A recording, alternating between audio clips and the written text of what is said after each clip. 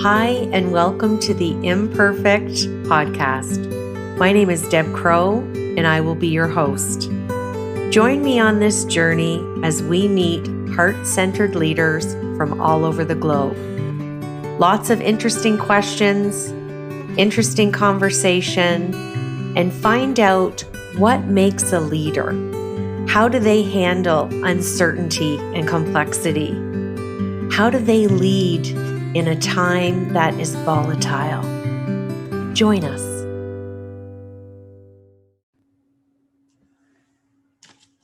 Welcome back to Imperfect, the Heart-Centered Leadership podcast.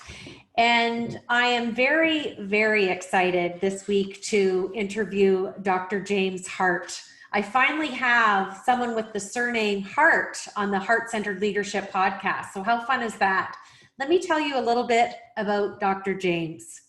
He has devoted his life to the study of the electrophysiological basis of advanced spiritual states. That sentence alone just shows me we're going to have an amazing heart-centered leadership conversation. Dr. Hardt has traveled the globe in pursuit of his research and to India, especially to study advanced yogis with his technology.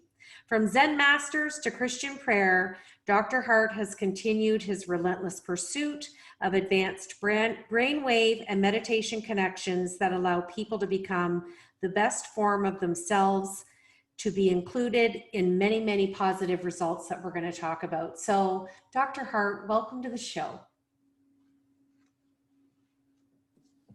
Deb, thank you so much. It's nice to be here with you. Well, as a fellow neuroscience lover and geek and a yoga teacher, I cannot even tell you how excited I am to meet you and chat with you about your work. So we'll dive right into some of my leadership questions. Sure. So you have devoted a lot of your life to this study, and I would love to know, where did this come from? Was there an experience or someone who was a mentor to you that gave you the love and kind of the intuition to pursue this? Tell us where all this came from. Wonderful and deep question. Thank you, Deb. I was a physics major at Carnegie Institute of Technology in Pittsburgh. And I had a very good friend who was a grad student in psychology at Duquesne University, also in Pittsburgh. They had a number of French Jesuit priests from France who were teaching phenomenology. And so this friend introduced me to, for example, The Phenomenon of Man by Father Pierre Teilhard de Chardin. And the philosophy of it, the intrigue began to grow. But as a physics major, one of the things that seemed lacking to me was any way to measure all this cool stuff that these philosophers were talking about. So I'm now in my senior year, fall semester, and I come out of the student union, and I'm confronted by a very large sign where every letter was hand painted in a slightly different color.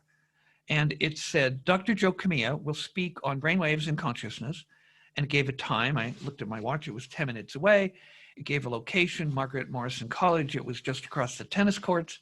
And I didn't have a class that hour, so I went. And Joe Kamiya had been visiting a woman professor of painting and design.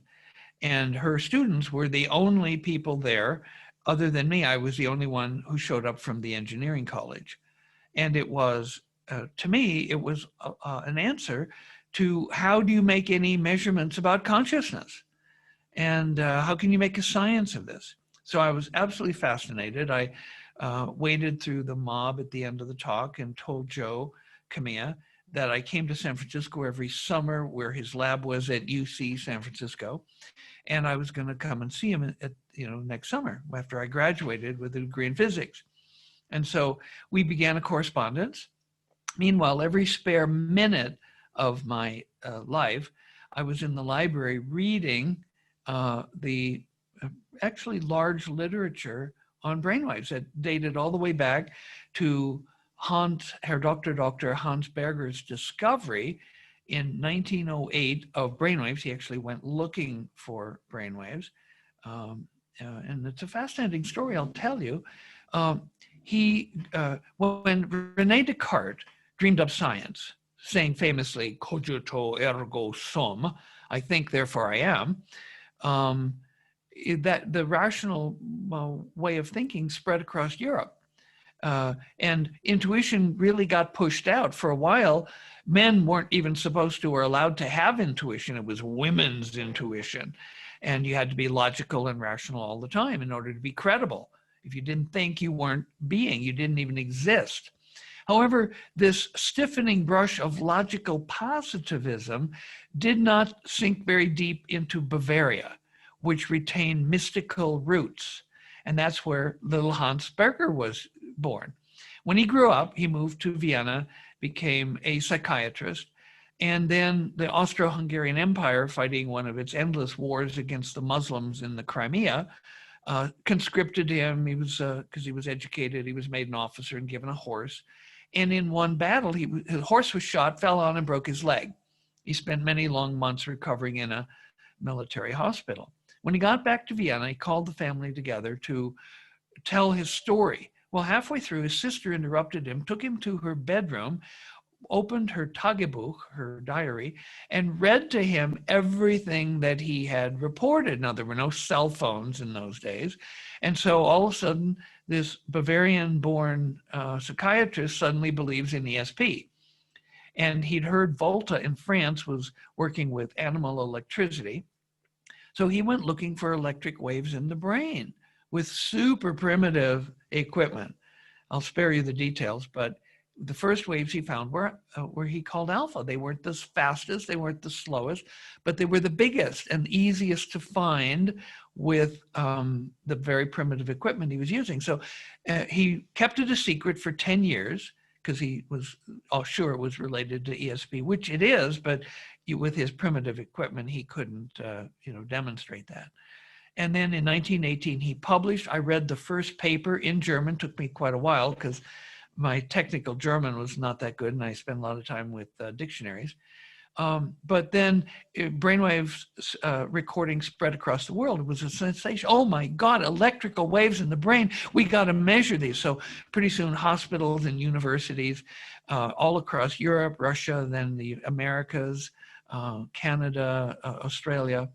And so this continued, and this is the literature that I read. But in 1962, Dr. Joe Camilla, who was a sleep researcher, had recently moved to San Francisco from University of Chicago. He accidentally discovered that people could voluntarily control their own brainwaves. And in April of 62, he made the first presentation. Well, it was 67 when I arrived after I graduated. It was probably 66 when I first met him. Then the year changed. I graduated in June, got on my Triumph motorcycle and rode up into Canada, took the Trans-Canadian Highway across the continent and then down I-5 to San Francisco. And I showed up at Joe's lab volunteering as a research subject. Now, he had $100,000 a year grants from the military, DARPA, Defense Advanced Research Project Agency, because his discovery triggered a lot of interest in how could we make better soldiers and sailors with brain training.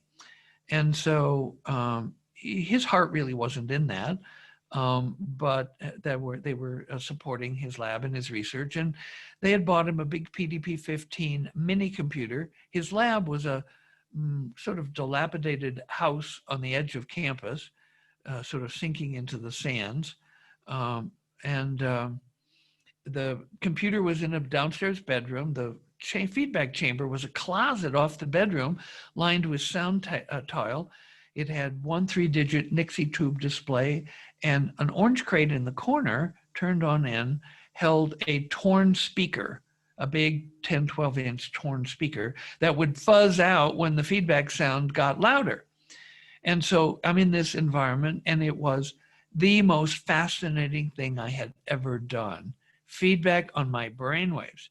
Now, one of the totally cool things was there'd be a burst of alpha, and my rational mind would leap at it like, what was that? How could I do that? How could I keep it going? And of course, it would immediately go quiet.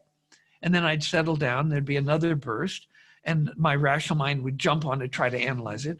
And so pretty soon I learned how to put that creature on a leash. So the tone would occur and it would want to jump at it and analyze it, but I could restrain it for maybe a half a second, which means the tone could swell louder. My scores would go up. And so with this, I began what I later learned was a meditative practice. Loved it so much, I went back the next day, had another hour, next day, another hour. When I went back on the fourth day for more, they weren't doing any studies, and I was so disappointed. But I'd learned a little how the lab worked, and Joe's San Francisco girlfriend, Joanne Gardner, who became his wife, was working there. She and I had become friends.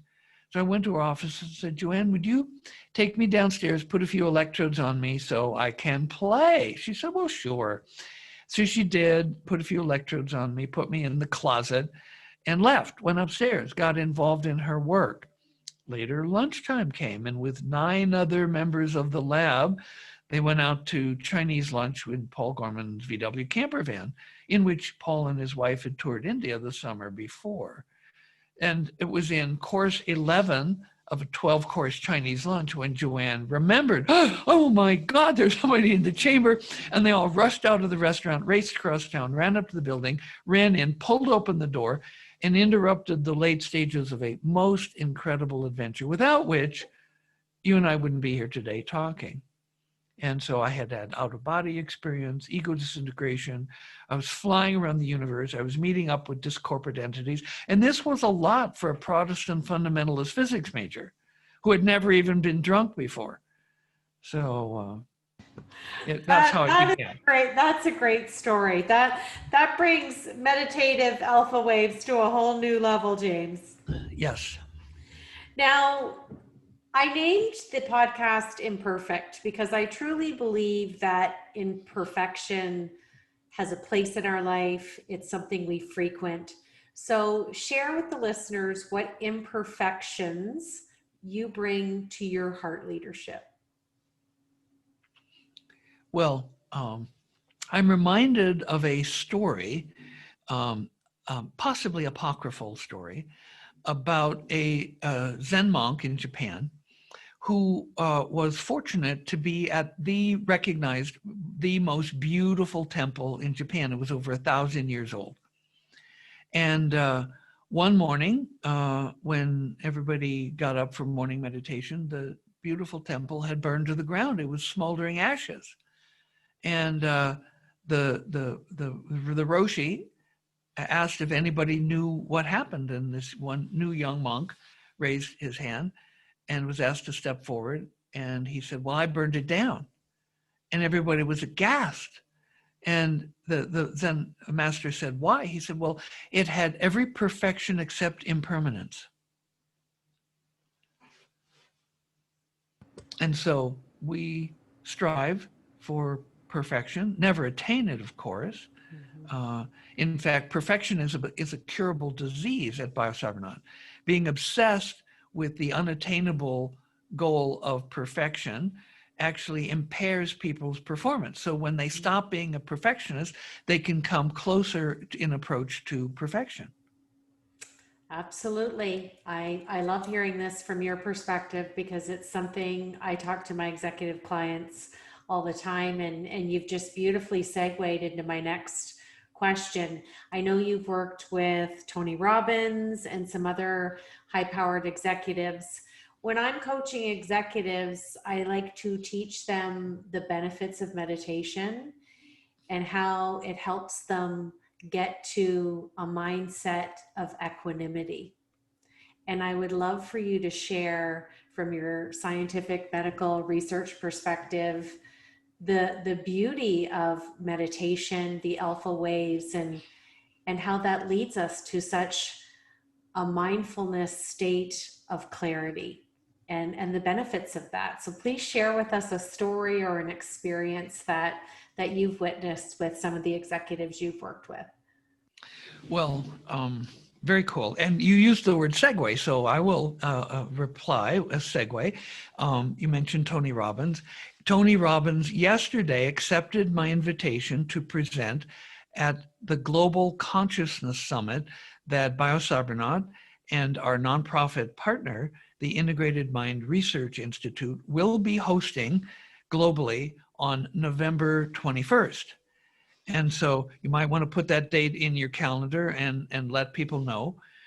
We also are seeking, one of our speakers is Her Holiness Sacha Sai Ma, and she has said she's going to reach out to the Dalai Lama and also to Thich Nhat Hanh. And so Tony Robbins is in, Prince Alfred von Liechtenstein is in. He's a winner of the Albert Schweitzer Award, and 60% of those people eventually win a Nobel Peace Prize. And he's going to speak on the 7 levels of consciousness that you become aware of through lucid dreaming. And so Reverend Michael Beckwith of Agape is going to be presenting at this Global Consciousness Summit. And so there is an interesting story. In fact, I presented at a virtual summit headquartered in Japan that SIMOD organized last week. And I showed from 0 to $200 million in 2 years. And the brainwaves were exceptional because he had big frontal theta, which allowed him to access the Akashic records, simultaneously with big occipital alpha, which enabled him to take those insights and creatively apply them in the real world. And so most people, it's either alpha or theta. And in order to go to theta, they have to get drowsy, go near sleep, and the alpha goes away. Well, this man had learned how to run big alpha and big theta simultaneously in different parts of his head. And he used this gift to grow a company from 0 to $200 million in 2 years. There's another story about unusual brainwaves. And I might add that Biocybernaut is different from many of the neurofeedback providers who begin with brain mapping, in which they can measure your brainwaves and they compare it to a normative database. And if you should dare to differ from the C student, the average, they will immediately want to train that giftedness out of you. So if a Zen master went to one of these sessions and said, oh my God, you have too much alpha, we've got to get rid of that. You've got to be more like the average. And so both of these men were very, very different from the average. This man, the second story, came in and it was like his head was on backwards. 80% of humans have their biggest alpha at the back of the head in the occipitals. And this man had the biggest alpha at his frontals. And I looked at his brainwaves, we're interviewing at the end of his first day, and I said, wow, you would make a really good strategic planner. And he thumped his chest and he goes, that's my job. And so what he had done was he had, in a sense, typecast himself into a role in which he was making huge amounts of money as a strategic planner. Now, why did I say that? Well, the frontal lobes of the brain are the association cortex. And if you have mountains of alpha there, you can make creative associations between existing data and project that into the future. And that's the essence of a gifted strategic planner. And so his deviant brainwaves were the basis of his profession and his great wealth. So is it fair to say what you're describing is someone that I would call a vivid visionary? Well, the thing is that that's a wonderful description. The people who never had a vision in their life before come out of even the Alpha 1 training after the first week, and they would be what you just described as a vivid visionary. I can tell you another story of a businessman who was a commercial artist. And he had a company that he had grown over 20 years to be a $500 million a year company. And he was the source of images which went into production, mainly figurines and paintings, postcards, things like that. he had a line in Hallmark cards, for example. And he had, over these 20 years, he had quantified so that he averaged 80 images a year that were good enough to go into production. A 20-year average of 80 images per year. Well, in the 6 weeks following his Alpha 1 training, he did 120 images, and that went into production. And that didn't count the weekends where one weekend he made 25 big acrylic paintings, like 4 feet by 6 feet. People who watched him said the paint was just flying off his brushes. They were, studies of like spheres and cubes and things like that. But 25 big acrylic paintings in a weekend.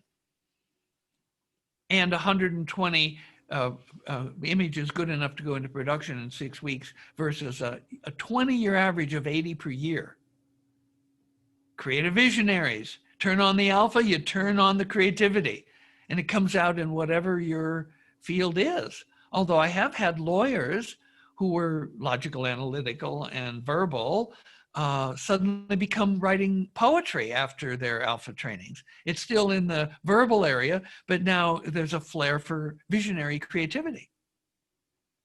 Well, it's very interesting because when I'm working with executives and we're talking about imperfection and openness and vulnerability, we've many times come across a conversation where I bring up intuition management and, all the cliches that we hear that we, as a young girl, I remember, listen to your gut and learning about the connection of the brain with the stomach and, in between having the heart aligned. So as far as intuition management goes, what advice or experience have you had with an executive or a leader who might be listening to the show today that it's okay sometimes that we listen to our gut, because maybe that's really the way we should be headed? Well, going back to the beginning where I was talking about how Rene Descartes dreamed up science and declared famously, cogito ergo sum, I think, therefore I am, intuition got banned, at least from the male world. If you had an intuition and you were a man, the most you would be allowed to admit was, I had a gut feeling or I had a hunch. But intuition, no, that was a province of women. And so one of the things that is important to do is to resurrect that word, to dignify it, to restore it to the importance that it should have in everyone's life and that it can have when they have enough alpha waves. It turns out that in alpha, now, see, alpha is related to creativity. There's two different kinds of creativity. One, all creativity is rare. The alpha creativity is the less rare of the two. The theta creativity is the more rare. And in fact, the creativity is so important that it goes, that's been well studied. There are 4 steps of the alpha creativity. One is learning the data in your field. What are the good problems? It's called paying your dues. The second stage is you pick a problem and you incubate on it. And then the third stage is the illumination stage, the eureka, I found it.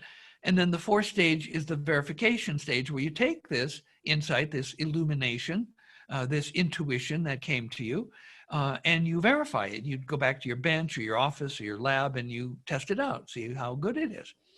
And so what happens is in alpha, and I don't know that I've ever described this in writing anywhere, but in alpha, you have access to all the information that you were ever exposed to, most of it forgotten.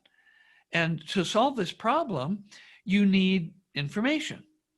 And so if you were previously exposed to the information, when you're in a high alpha state, your brain goes out and takes one piece of information from column A, another piece from column M, and another piece from column Q, and it assembles them in a novel way that solves the problem. And then eureka, I found it. Here's the solution.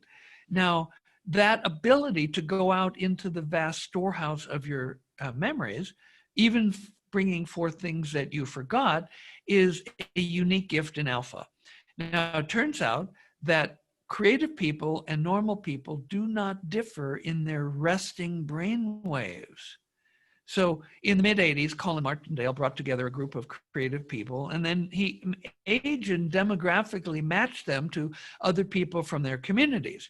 And he brought them all into the lab and measured their brainwaves individually, and he found no difference. But then when he gave the people problems to work on, the normals sat there in their normal brainwave state and did only as well as normals usually do. And the creative people immediately turned on high alpha all over the head. And within this high alpha state, they quickly and effectively solved the problems in a manner that distinguished them as creative people. And so Colin Martindale said, creativity is simply a matter of having the right brainwaves. Now, he actually undertook to train people in alpha, but he didn't know. I mean, there's 100 dozen ways to do it wrong. I've spent over 5 decades learning how to do it right. And so he shot himself in the foot by not being able to teach people how to increase their alpha brainwaves, which was the state of most people, especially in the early years where they didn't know the methodological requirements for effective alpha training. Now, in terms of the theta creativity, the alpha works fine as long as you have somewhere in your experiential repertoire data bits that are can be assembled into the creative synthesis. But what happens if the information to solve the problem is not known to you? Or maybe it's not known to any human in your time period. Well, then you have to access the Akashic records, which you do in theta brainwaves. Now, we had, I know he died in 1945. He was called the Dreaming Saint, Casey. He would lie down, fold his hands across his chest, and start to fall asleep. He'd go into a theta state, and then he would come up with answers. They became to be called readings. And even though he was a devout Christian, he was a Sunday school teacher and a dedicated husband and parent, he did eventually come to understand that the source of information was the Akashic records. Akasha is a Sanskrit word which means primordial substance. It's an energetic database of all knowledge that was, is, and ever will be. And in Theta, you can access this database. Now, lest people think that this is New Age mumbo jumbo, I want to point out that a household name scientist known to everyone, Thomas Alva Edison, had developed a pre-brainwave feedback technology for accessing the Akashic records. And he used this technique to pull information for more than 1,000 patents out of the Akashic records. The method was simple, maybe a bit brutal on his body, but he would sleep only 4 hours a night in 2 stretches, guaranteeing that he'd be tired to the point of exhaustion during the day. Then, while thinking of some problem that he wanted to solve or something he wanted to invent, he would lie in a recliner chair, hold a steel ball bearing in each hand, drape the hands over the arms of the chair with a metal pie plate under each hand, and then while thinking of what he wanted to invent, he would try to fall asleep. Easy, because he's so sleep deprived. Well, as soon as he hits theta, he loses his grip, or some physiologists would say he'd lose postural tonus, and the steel ball bearings would fall with a clattering din, wake him up. He would grab his pencil and write down a little piece of whatever it was that came through. Then he'd grab the ball bearings, lean back in the chair, and fall asleep again. And in this way, he would progressively access theta and pull forth from the Akashic records sufficient information for over 1,000 patents. So anyone who says Akashic records is New Age mumbo jumbo, I just point them to Thomas Alva Edison, and say, well, we have 1,000 patents in the U.S. Patent inventory because of Edison's ability to access the Akashic record. So we have alpha creativity and we have theta creativity. If you'd like, I have another story I could share about theta creativity. Absolutely. Go ahead. Okay. This goes back to about 1800 or so, when benzene had become an important industrial solvent. It's a hydrocarbon. it was hard to find naturally. And so the new science of organic chemistry had their moonshot project, which was, let's synthesize benzene. And I believe Flemish organic chemist named Kekulé became obsessed with this problem. And he would spend long days in his laboratory working on synthesizing benzene. The formula was known. It was C6H12, 6 carbon atoms and 12 hydrogen atoms, but he wasn't able to synthesize it. And so he would he worked late, take the last tram home, have a big meal, and then drowse in front of the fire. Well, he began to see furry balls besporting themselves in the fire, moving around. Now, this was, he'd grown up in a, pre-electricity world. And so he had fireplaces since he was an infant, but he'd never seen furry balls in the fireplace before. And so this became, a fascination for him. He'd look forward to, after dinner, drowsing in his armchair in front of the fire and watching the furry balls. Well, now a tennis ball is a furry ball, but each piece of fur is exactly trimmed to the same length.